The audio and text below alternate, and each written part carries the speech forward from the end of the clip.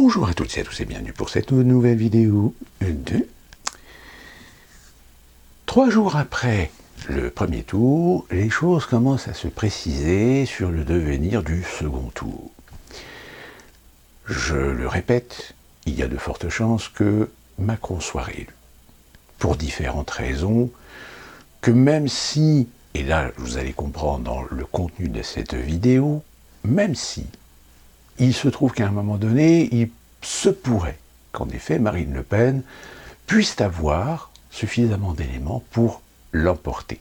Mais ces éléments, au bout d'un moment, étant donné que nous fonctionnons avec un système où toutes les informations sont centralisées au ministère de l'Intérieur, il n'est pas exclu qu'il puisse y avoir quelques chiffres modifiés pour inverser la vapeur.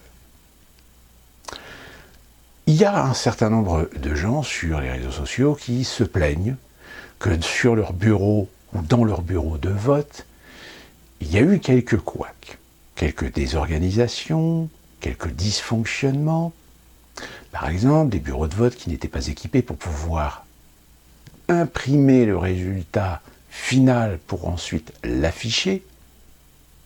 Car oui, la loi oblige les bureaux de vote d'afficher les résultats finaux, de telle manière à ce que vous autres, en tant que citoyens, puissiez constater de visu le résultat et ensuite le comparer avec celui qui a été officiellement validé par le ministère de l'Intérieur. Sauf que dans certains bureaux de vote, eh bien, ça n'a pas été fait. Il y a même des assesseurs qui doivent émarger le procès-verbal, qui ont quelques peines, quelques difficultés, semble-t-il, à demander à ce que soit notifié un certain nombre de défauts. Et malheureusement, l'organisation d'une élection présidentielle, selon le mode de scrutin et le mode de fonctionnement que nous avons en France, n'est pas exclue d'être sujet à des dysfonctionnements, à des erreurs, voire même à des tentatives de fraude. Mais ça reste relativement marginal. Je rappelle, dimanche, lorsque le ministère de l'Intérieur a commencé à publier des chiffres, alors qu'on était à 57% de dépouillage confirmé, Marine Le Pen était en réalité en tête. Elle était en tête tout simplement parce que les suffrages exprimés dans les grandes agglomérations, dans les grandes villes, n'étaient pas encore validés. Dans ma dernière vidéo, vous l'avez vu sur les cartes, il est très clair que Macron a en grande partie eu son résultat sur les grands centres-villes, les grandes villes, des villes qui plus est avec des secteurs, des quartiers relativement bourgeois traditionnels qui plus est, qui se seraient transférés sur de la Macronie plutôt que de rester sur du républicain, et évidemment une grande partie de la bourgeoisie, plutôt de gauche, mais évidemment qui préfère voter Macron plutôt que Hidalgo. Voire une partie aussi de cet électorat bourgeois, plutôt de gauche, confirmé et affirmé, qui ne veut pas voter Macron, mais qui s'est reporté sur Mélenchon. Force est de constater aussi que, par circonscription, par commune, eh bien, Marine Le Pen obtient au moins un minimum de 20 000 communes, comparativement à Emmanuel Macron, qui, en 2017, avait 7 000 communes à son actif.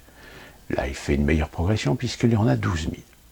Alors, même si le Parisien nous a fait son article en disant « Oh, regardez, c'est super, Macron a progressé dans les communes rurales françaises. » Oui, sur les 36 900 et quelques communes françaises, force est de constater que c'est bien Marine Le Pen qui est en tête. Et donc, finalement, ce qui est très intéressant, c'est que cette élection confirme bien que Macron a réussi à fracturer la société française. Si la société française a toujours été muée par des luttes de classe, c'était des luttes de classe plutôt assez diverses, assez réparties. Là, on commence à se rendre compte qu'il y a bien la France des privilégiés, la France des rentiers, la France des aisés, la France culturelle, la France bourgeoise, de gauche comme de droite, qui aujourd'hui vote Macron. Certes, on a une portion aussi de bourgeois, ceux qu'on appelle les bobos de gauche, qui ont voté Mélenchon. Et le reste, le prolétariat. Le prolétariat aujourd'hui, s'il s'est dilué par conviction de ne pas vouloir voter pour les extrêmes, c'est peut-être reporté sur Mélenchon. Eh bien, c'est là qu'aujourd'hui, les choses sont en train de se gâter. Mélenchon a fait près de 8 millions de voix. Ce qui veut dire qu'il a même pas 22%, il a 22,90 ou 21,90, pardon. Mais aujourd'hui, on le sait. Une portion de l'électorat mélenchoniste n'est pas mélenchoniste. C'est-à-dire que c'est un électorat qui voulait voter contre Macron, mais ne voulait pas voter ni pour Marine Le Pen, ni pour Zemmour. Je ne parle pas des autres candidats, puisque de toute façon, les autres candidats, de par leur campagne, de par leurs propos, de par leur comportement, de par leurs attitudes, finalement payent le prix de leur campagne catastrophique, de leurs approximations, et d'un héritage aussi historique, plus particulièrement les deux partis traditionnels, qui étaient le Parti socialiste et les Républicains, ex-Modem, ex-RPR. Et donc, maintenant on le sait. On le sait qu'il y a une portion de cet électorat qui n'est pas un électorat insoumis, qui n'est pas un électorat mélenchoniste, mais qui ont voté Mélenchon en se disant qu'ils votaient peut-être pour le moins pire, contre Macron. Et là aujourd'hui, eh bien le problème, c'est quelle est cette portion? Est-ce qu'il s'agit d'un quart? Est-ce qu'il s'agit d'un tiers? Est-ce qu'il s'agit de la moitié? Est-ce qu'il s'agit des 3/4 de l'électorat Mélenchon? Quand Mélenchon dit par 3 fois « Je ne veux pas que vous mettiez un bulletin de vote dans l'urne de Marine Le Pen », certains diront que c'est une façon de dire « Abstenez-vous », comme d'autres diront que c'est une façon de dire « Votez Macron ». Mais de toute façon, l'un dans l'autre, si vous vous abstenez ou si vous votez Macron, vous mettez Macron pour 5 ans. Sauf que, comme je vous l'avais dit dans ma précédente vidéo, sur les réseaux sociaux, il y a de plus en plus de Français qui s'expriment et qui disent « Je ne suis pas pour le Rassemblement national. J'ai toujours été de gauche. Mais là, aujourd'hui, je ne peux pas supporter, je ne pourrai pas me regarder dans le miroir si je mets un bulletin de vote Emmanuel Macron. Je me résous et me résigne donc à mettre un bulletin de vote Marine Le Pen. » Et ça, c'est en train de secouer un petit peu dans les brancards. Tellement dans les brancards qu'en l'espace de 3 jours, on a vu même des cassos de la politique française revenir sur le devant de la scène pour dire « Moi, je voterai Emmanuel Macron ». On a vu Jospin. On a même cet ancien maire de Paris, dont son nom m'échappe, qui est revenu, je crois, sur France Inter pour dire il faut voter Emmanuel Macron. On a même Endoven qui est passé sur C'est à vous, qui nous a fait une petite diatribe pour dire qu'il faut être cohérent et qu'il faut arrêter d'être con, donc vous devez mettre un bulletin de vote dans l'urne de Emmanuel Macron. Enfin, un vote pour Emmanuel Macron. Et là, nous avons Sarkozy. Sarkozy qui, tout d'un coup, réémerge pour nous dire que il faut voter Emmanuel Macron, mais attention, on va quand même négocier. On va négocier des trucs pour ma famille politique. Sauf qu'il y a quand même un député républicain qui a quand même mis les pieds dans le plat en disant « Attendez, Sarkozy, on ne l'a quasiment pas entendu pendant la campagne. Il n'a officiellement pas soutenu Valérie Pécresse. Et là, aujourd'hui, il pointe sa fraise pour nous dire comment, pourquoi. Si vous voulez, même avec cette baffe monumentale que se sont pris les Républicains, eh bien, finalement, ça ne fait que confirmer ce que je vous disais dans ma précédente vidéo. C'est que là, ils vont se battre pour leurs pommes, pour leur poste, pour leur existentialisme dans le paysage politique français. C'est-à-dire que ce sont des partis qui, même s'ils n'ont plus que 10 membres ou 10 adhérents, eh bien, vous continuerez à les voir sur les plateaux télé, comme étant représentatifs d'une partie, d'une portion de la population française.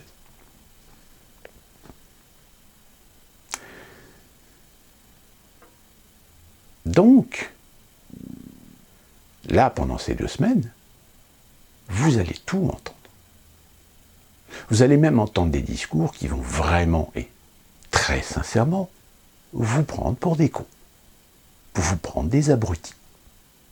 C'est-à-dire qu'on va aller jusqu'à essayer de pêcher le résidu de sentimentalisme républicain pour vous obliger à surtout ne pas voter Marine Le Pen.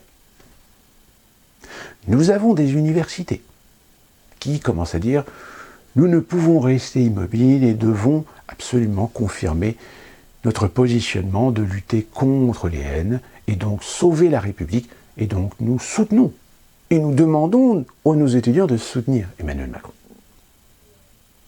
Nous avons actuellement à la Sorbonne 500 étudiants qui ont fait une petite foire pour vouloir affirmer qu'ils ne voulaient pas de cette élection de second tour. De quel droit? Ces étudiants qui sont pour moi des ambiguïtés sur pattes, qui se proclament ou s'autoproclament révolutionnaires, alors qu'en réalité, ce sont des hyperconsommateurs, qui croient tout savoir, tout connaître, alors qu'en réalité, ils n'ont pas suffisamment de vécu pour comprendre les subtilités et les réalités de ce monde.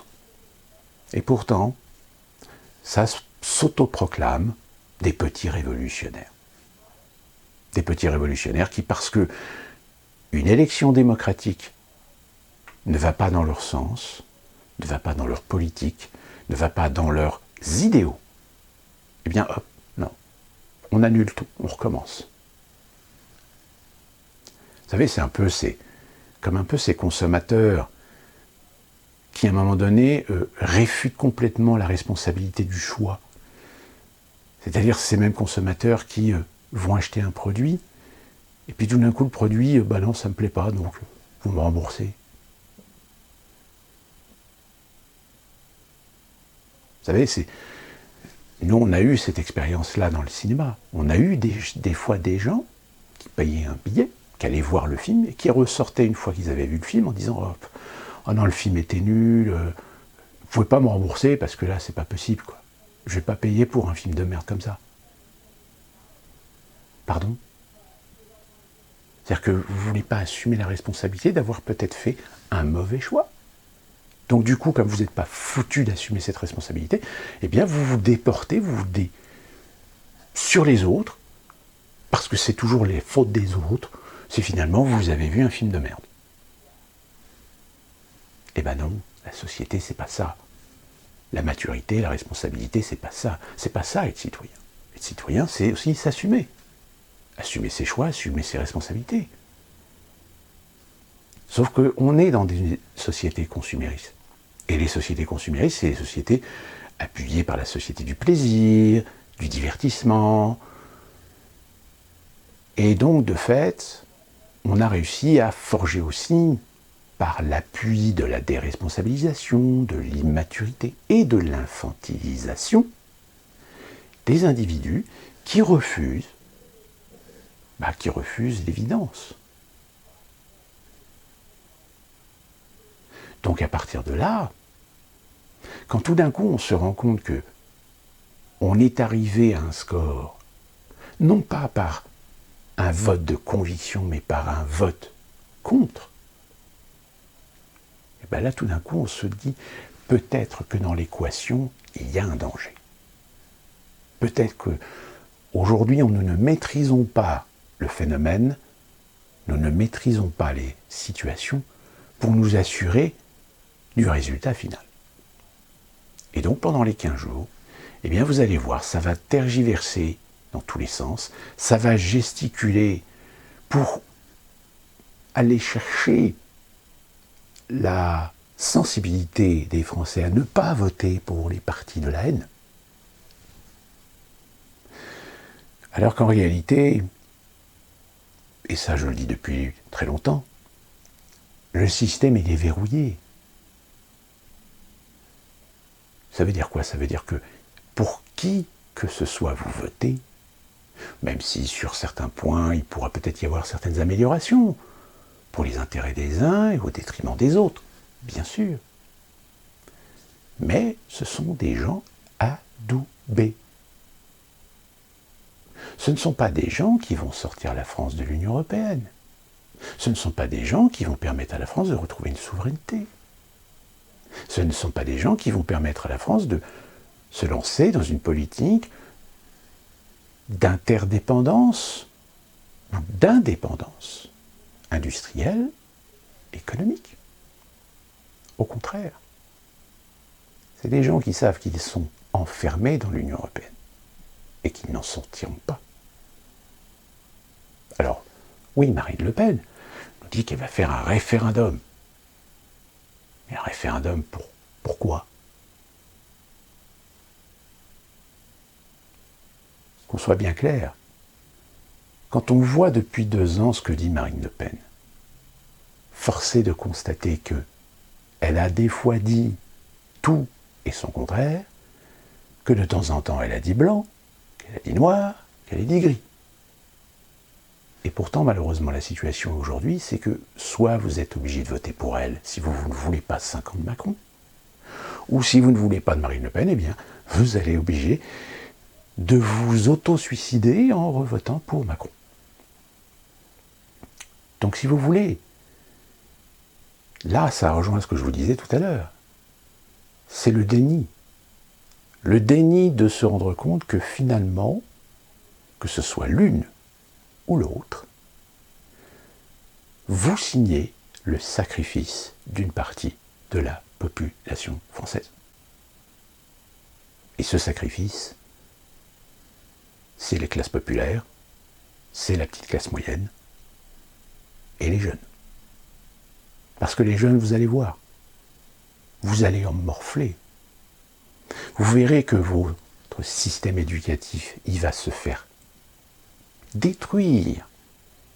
Et que vous en viendrez, alors peut-être pas forcément vous, mais vos enfants deviendront ce que sont devenus aujourd'hui les Américains, c'est-à-dire des gens surendettés.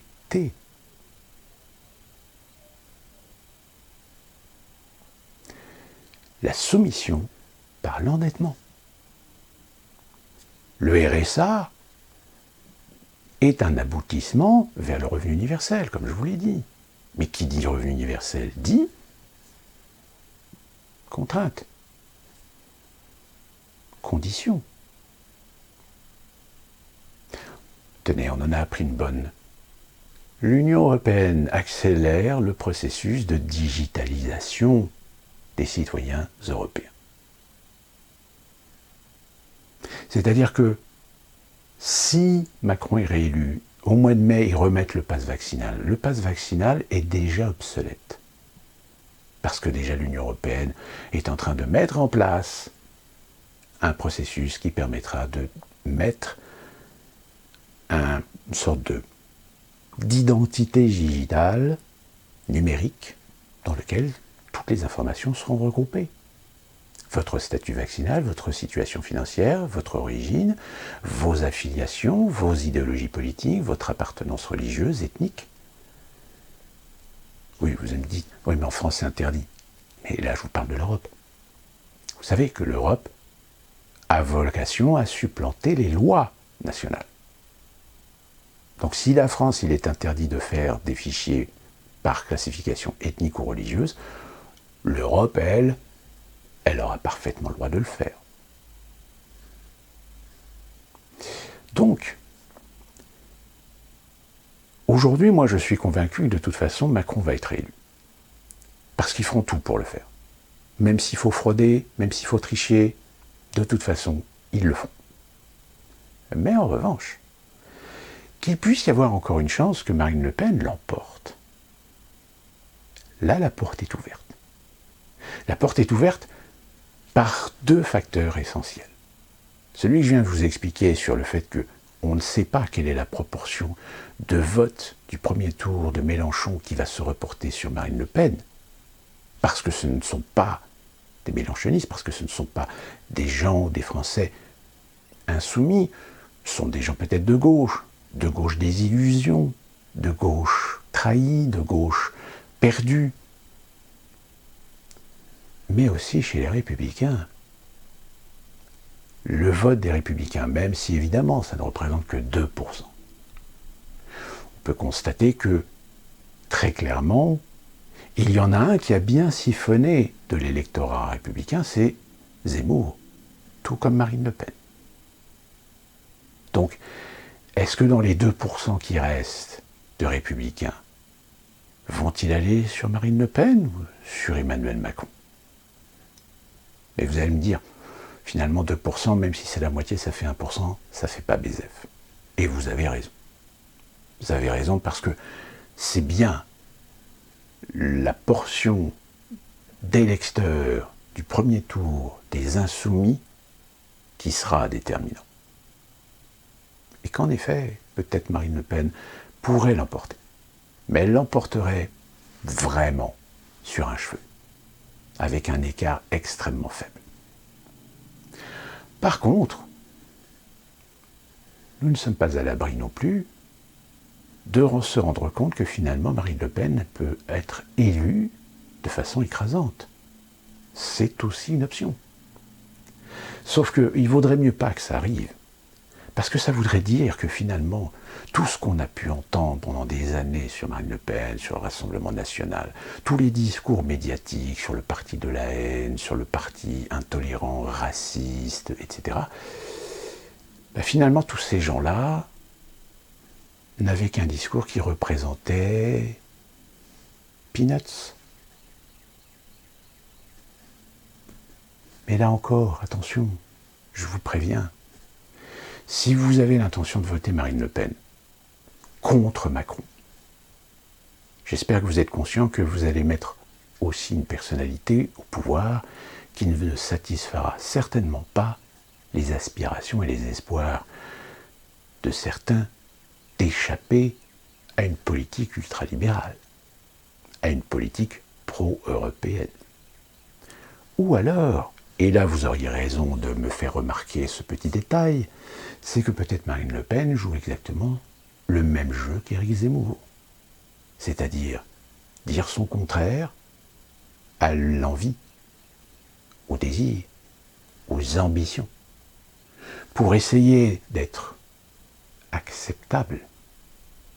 Mais une fois élue, tout d'un coup, elle trouvera, tout comme je l'avais affirmé, tout comme je l'avais supposé sur Éric Zemmour, une fois au pouvoir, elle trouvera toujours un bon prétexte, une bonne situation, un événement pour aller à l'inverse de ce qu'elle a pu prétendre. Et de fait, oui. Il suffirait que la situation en Ukraine se dégrade de plus en plus, que l'Union européenne, ersatz de Washington, prenne des décisions qui aillent à l'encontre des intérêts des Français et que Marine Le Pen se serve justement de cet argument pour dire tout d'un coup aux Français « Je ne suis pas d'accord avec les décisions de Bruxelles, je décide donc de faire un référendum et je vous propose par ce référendum de décider si vous voulez le Frexit ou non. »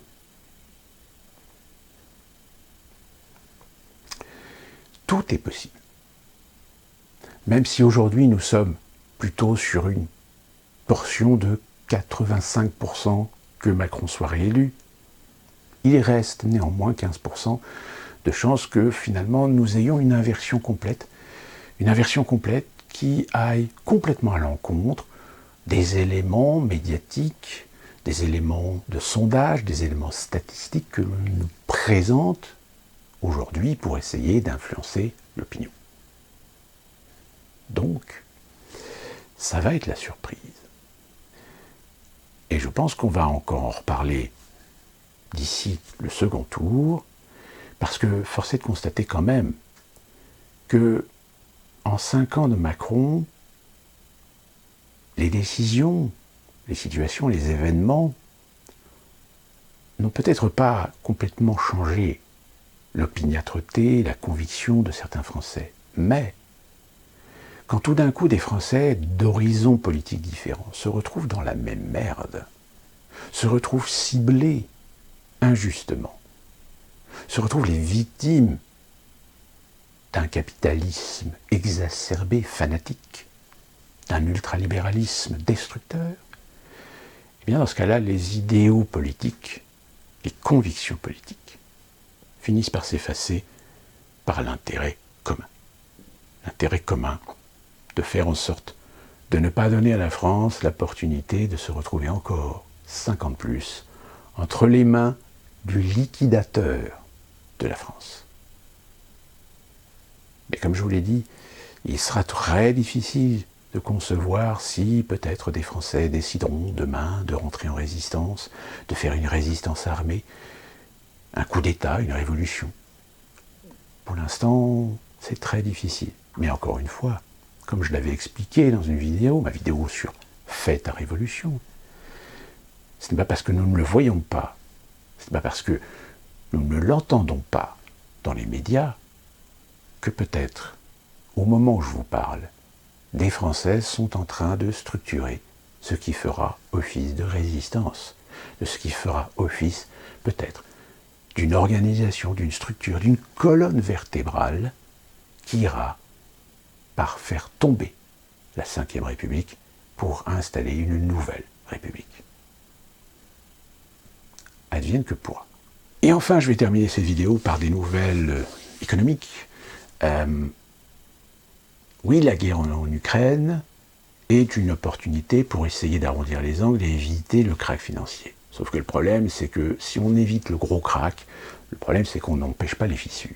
Et les fissures, eh bien, si déjà vous, dans votre supermarché, vous constatez que les prix ont augmenté, que certains produits commencent à manquer, etc., souvenez-vous, vous êtes quand même dans des pays qui sont considérés des puissances économiques. Alors imaginez ce que c'est que dans les pays émergents, voire même pauvres. On le sait que certains pays d'Afrique étaient livrés en céréales par la Russie comme par l'Ukraine. On le sait qu'il y a des réseaux de matières premières qui vont forcément être altérés, qui vont forcément être perturbés du fait du problème de l'énergie. Pour mémoire, je rappelle que les responsables de l'OPEP, l'organisation très connue de l'ensemble des pays du Moyen-Orient, fournisseurs de gaz et de pétrole, ont affirmé de façon définitive qu'ils ne pourront pas compenser le manque de l'alimentation du pétrole et du gaz russe. Les choses sont claires. Les États-Unis ont signé des contrats, en effet, avec l'Europe pour fournir et compenser les manques que certains pays européens peuvent avoir du fait de couper les liens pour le charbon, le gaz et le pétrole avec la Russie. Mais ce n'est que du très court terme. Parce qu'à un moment donné, il va y avoir un problème logistique. Parce que les Américains vendent du gaz liquéfié à transporter avec des gaziers, parce qu'il n'y a pas de gazoduc entre les États-Unis et l'Europe, c'est plus cher. Et du fait que c'est plus cher, ça va plomber encore plus les comptes et les dettes des États membres de l'Union européenne. Ça devient compliqué. Alors si déjà on s'inquiète pour l'Union européenne, qu'est-ce que ça va être pour les pays africains? Et tout d'un coup, évidemment, certains commencent à réagir, se dire, mais finalement, peut-être que la mondialisation, c'est bien gentil, mais on a mondialisé notre dépendance à l'énergie, aux matières premières. Et là, aujourd'hui, on est en train de se rendre compte qu'on va morfler. La France en agriculture, par exemple, la France avait les capacités agricoles d'être totalement indépendante. Seulement, en 30 ans, par le biais de l'Europe, on a cassé cette mécanique. On a cassé cette machine à produire. Je dirais même à la limite, pour avoir des produits hors saison, nous avions des accords avec nos voisins espagnols, portugais, italiens, voire même certains pays du Maghreb, qui, de par leur climat, permettent d'obtenir des produits assez rapidement. Sauf qu'évidemment, ce n'est pas le cas.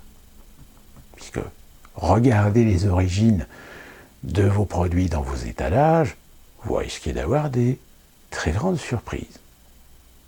On a même vu des fois des photos où on voyait des cajots d'orange, que l'étiquette vous disait que ça venait d'Espagne, alors que les mecs, ils ont oublié de changer les cajots, et sur le cajot, c'est marqué Israël. Vous voyez un petit peu le truc. Et donc, face à ces effets dominos, vous avez actuellement des organismes liés à la finance. Alors ce sont des banques, ce sont des sociétés de conseil financiers, etc. dont une très connue qui est Bloomberg. Et Bloomberg vient de nous annoncer que l'inflation, elle arrive. Et elle va être mortelle. Elle va faire très très mal. On a même le Wall Street Journal, je crois, qui nous a pondu un article très intéressant sur... Alors vous savez que, en règle générale, sur l'année, on fait des bilans semestriels. C'est le premier semestre, le T1, le T2, le T3, que vous avez certainement déjà entendu sur des émissions qui parlent d'économie, etc. Là, bientôt, on va avoir les résultats du premier semestre qui vont commencer à tomber dans différents secteurs. Sauf que, apparemment, il y a un gros souci. Il y a un phénomène qu'il faut comprendre, c'est que dans toutes les sections financières, vous avez donc les phénomènes d'achat et de vente d'actions des entreprises, des secteurs, dans la matière première, etc. Et en règle générale, vous aviez des mouvements qui se faisaient, c'est-à-dire que vous aviez des organismes ou des gens ou des actionnaires qui vendaient des paquets d'actions et qui ensuite les rachetaient, c'est-à-dire que de par les fluctuations boursières, vous vendiez au meilleur prix, vous attendiez que ça baisse, et puis au moment où ça baisse, vous rachetiez des actions, et puis, vous voyez, c'est l'effet de courbe, comme on appelle. Alors, pour que ce soit plus clair, par exemple, vous achetez des actions dans le secteur, je ne sais pas, des matières premières agricoles, par exemple, mais plus particulièrement dans les secteurs de la grande distribution. Vous achetez vos actions, elles sont à 10 €. Et puis le marché, à un moment donné, monte à 12, 13 €. Vous vendez. Vous vendez vos actions à 13 €, ce qui vous fait une plus-value de 3 €. Et puis vous attendez. Vous attendez que peut-être à un moment donné, ça redescende. Ça redescende à 9 €, 8 €, etc. Et vous rachetez. Vous rachetez, et puis, forcément, l'effet de courbe, hop, ça remonte.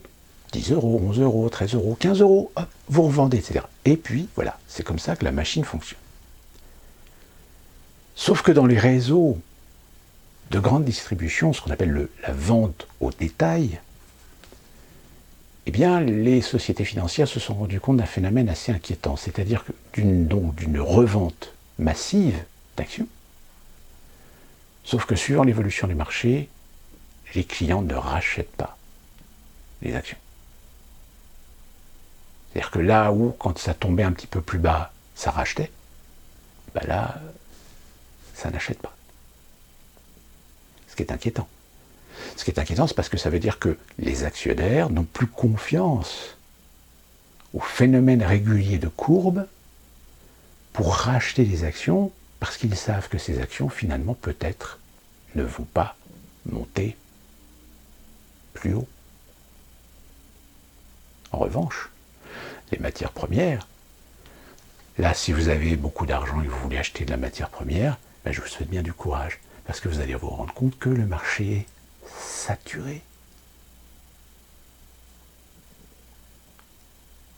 On est peut-être arrivé au bout du bout. Puis attention, là c'est de la spéculation. Mais c'est de la spéculation qui forcément derrière, dans toute la mécanique, dans tous les maillages, dans tous les rouages économiques, il y a des conséquences. Conséquences de raréfaction.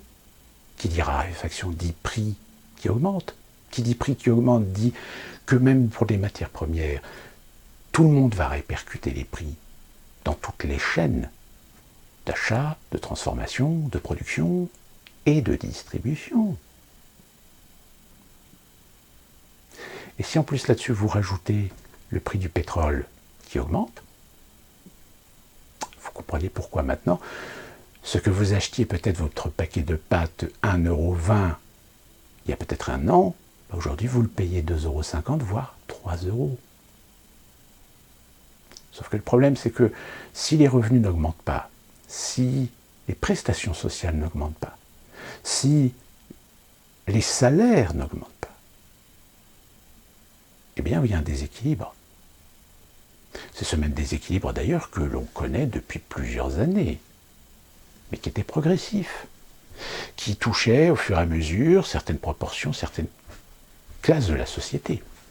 Sauf que, évidemment, depuis ces 20 ou 30 dernières années, voire même bien avant, on va dire depuis la crise pétrolière des années 70, 73-74, ça touchait une petite portion des sociétés. Ça touchait les classes ouvrières, ça touchait la classe des laborieux, puis ça a commencé à toucher la classe salariale. Sauf qu'aujourd'hui, à force de toujours augmenter plus la précarité, la pauvreté, eh bien aujourd'hui on arrive à une proportion de population non négligeable. C'est-à-dire que c'est une population qui ne se compte plus non plus maintenant 10 000, 20 000 ou 50 000, mais commence à se compter en 100 000, voire peut-être en millions. Prenez déjà en France. Nous avons le gouvernement Macron qui s'enorgueillit d'avoir réussi à baisser le taux de chômage. Bon, on va être très clair, le gouvernement Macron a adopté exactement la même politique qu'avait adopté Obama à son époque, c'est-à-dire la suppression et la purge des listes de Pôle emploi. Par le fait de trouver la moindre petite bête pour virer des gens et leur supprimer donc leurs prestations. Donc à partir du moment où vous virez des gens, forcément vous faites baisser le nombre de chômeurs. Ce principe de la catégorie A, de la catégorie B, etc., plus les gens que vous réussissez à planquer pendant peut-être 6 mois, 1 an, 2 ans, dans des formations de reclassement, mais qui en réalité ne leur apportera pas plus un boulot à la fin. Tous les gens qui finalement sont sous-qualifiés, etc., et puis qui finalement arrivent en fin de droit, et après il y a le RSA. Sauf que c'est bizarre, mais entre les baisses du chômage et peut-être le chiffre de demandeurs de prestations sociales, dont le RSA, c'est marrant, on ne fait jamais la comparaison. Alors qu'on devrait, parce que ça serait très intéressant. Enfin bref, tout ça pour dire que l'histoire nous apprend une chose, c'est que tous les grands bouleversements civilisationnels ont souvent été en lien avec une situation où la population a faim. La Révolution française, elle n'est pas née uniquement de simples idées révolutionnaires. Elle a été motivée, elle a été alimentés par des problèmes sociaux, y compris des problèmes alimentaires. La plupart des révolutions, regardez le printemps arabe. Le printemps arabe a commencé parce que des populations commençaient à se soulever parce qu'elles n'avaient plus de quoi bouffer. Et ça, malheureusement, c'est quelque chose qui forcément va toucher un certain nombre de Français. Des Français qui, à un moment donné, vont se dire non, je ne vais pas me suicider. Je ne vais pas rester à quémander, je ne vais pas rester à être au subside de l'État. Je dois faire quelque chose. Je dois bouger mon cul. Et là, vous trouvez un puits inépuisable pour éventuellement commencer à construire des réseaux de résistance. C'est-à-dire des gens qui finalement n'ont plus rien à perdre et tout à gagner. Et c'est ça la grande peur. Et c'est pour ça que il ne sera pas étonnant de voir les lois liberticides que l'on a déjà vues apparaître, que ce soit à cause du terrorisme ou de la pandémie, eh bien continuer à évoluer sous d'autres prétextes. Contrôler, enfermer, priver l'individu de liberté lorsque celui-ci commence à ne plus rentrer dans le moule. Et ça, économiquement, force est de constater que ça pose problème. Alors, attention, je ne dis pas qu'il va y avoir un crack dans les prochains mois, parce que de toute façon, ne serait-ce que par exemple aux États-Unis, ils le savent, il va y avoir une limite à ne pas dépasser. Et donc pour éviter de dépasser la limite, eh bien, on va rouvrir le robinet des quantitative easing, des fameuses planches à billets, de la fameuse monnaie de singe. Sauf que le problème, c'est qu'à ce petit jeu, on est déjà allé trop loin. Et qu'il va forcément y avoir à un moment donné des sacrifices à faire. Eh bien, ce que je vais vous dire peut-être va vous faire peur, mais pour ce qui concerne les États-Unis, s'il y a bien un sacrifice que les États-Unis feront, c'est celui de l'Europe. Croyez-le bien. Les États-Unis, c'est un pays qui fera tout pour sauver son petit univers, son empire, son hégémonie. Et quitte, s'il faut sacrifier l'Europe, sacrifier, alors attention, hein, ça veut dire aussi bien un sacrifice économique que par la guerre, que par la révolution interne, que par la dislocation interne, que par des conflits internes. Ils sont tout à fait capables de le faire. Parce qu'en plus de ça, ils seraient tous gagnants, puisque si l'Union européenne explose, tout, comme je vous l'avais déjà dit d'ailleurs dans les précédentes vidéos, mais je vais vous le redire, c'est que tous les pays de l'Union européenne, l'euro par défaut explose, et donc tous les pays reprennent une monnaie nationale, sauf que pour leurs échanges et le paiement de leur commerce extérieur, ils ne peuvent pas payer avec leur monnaie. C'est pour ça d'ailleurs que Poutine joue extrêmement l'empêcheur de tourner en rond en exigeant des paiements en roubles, parce que le rouble ne fait pas partie du panier international. Donc les pays européens qui quitteront l'Union européenne ou qui se retrouveront en short quand l'Union européenne explosera, ce sont des pays qui devront reprendre une monnaie internationale pour leurs échanges. Donc en l'occurrence, la France reprendra sa monnaie nationale que on appellera le nouveau franc, le franc tout court. Mais la France devra payer soit en yens, soit en yuan, soit en dollars ou en livres sterling. Mais ça sera le dollar. Et donc, finalement, le grand gagnant dans l'histoire, ça sera encore les États-Unis. Reste la Chine. La Chine qui, elle, est un poumon économique non négligeable. Un poumon économique qui a ses influences et ses ascendances dans l'économie mondiale. Sauf que la Chine, elle aussi, là, elle commence à avoir le hoquet. Je rappelle, vous avez Tianjin, Shanghai, qui sont aujourd'hui pratiquement remis en confinement. Ce qui fait d'ailleurs un scandale parce que, malheureusement, l'alimentation des produits de première nécessité et donc par conséquent la nourriture, eh bien pose problème. C'est-à-dire qu'aujourd'hui vous avez des Chinois qui sont enfermés chez eux mais qui n'ont plus rien à bouffer. C'est explosif comme situation. D'où d'ailleurs, c'est pour ça que vous entendez peut-être que des Chinois ont le soir étaient sur leur balcon pour crier, hurler, etc. Et qu'il y a eu des hélicoptères qui ont commencé à circuler en disant « rentrez chez vous, ne faites rien, si vous criez, vous serez repérés. » Et arrêtez, pour trouble de l'ordre public. Eh oui, le crédit social chinois, ça sent bon. C'est pour ça que ce qui est assez amusant, c'est de voir que les médias ne parlent pas trop de ce qui se passe actuellement en Chine.